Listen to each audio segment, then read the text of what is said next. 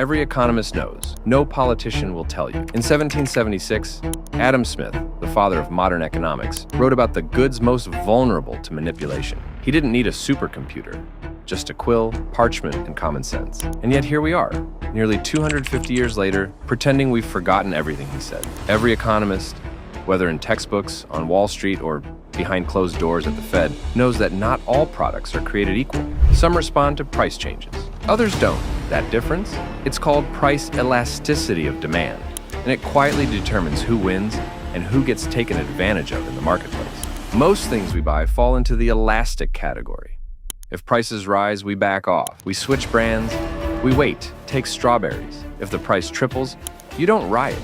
You buy blueberries or apples or skip fruit altogether. Elastic goods are like economic Teflon. Price manipulation slides right off. They're resilient. They're competitive.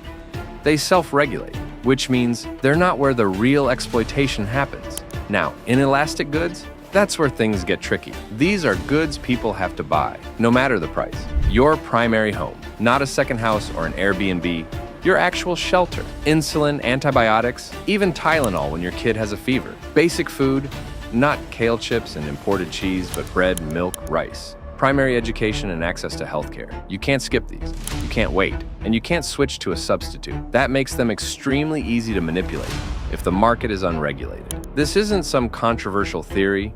It's Econ 101. Every college economics class teaches students this dynamic. And yet, when prices spike for housing or insulin or baby formula, politicians act shocked. They hold hearings. They blame weather. They yell at greedy corporations. But they never talk about the real reason, because these goods are inelastic and therefore exploitable by design. Housing is a textbook inelastic good. You can't just not live somewhere, and you can't easily move from one city to another. Not when relocation costs, job markets, and family ties keep you rooted. The result?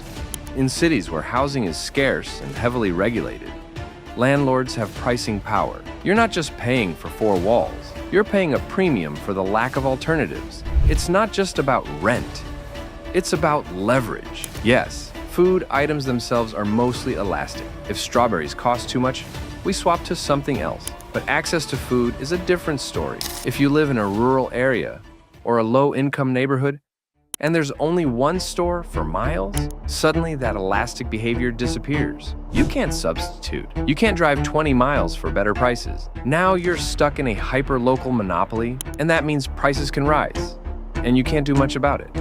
Insulin, EpiPens, cancer drugs, these aren't wants, they're needs. And in the US, in particular, we've allowed price inelasticity to become a profit model. Pharmaceutical companies raise prices, not because costs go up, but because they can.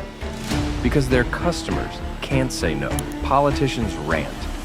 They hold press conferences. They vow to fix it, but they never tell you what economists already know.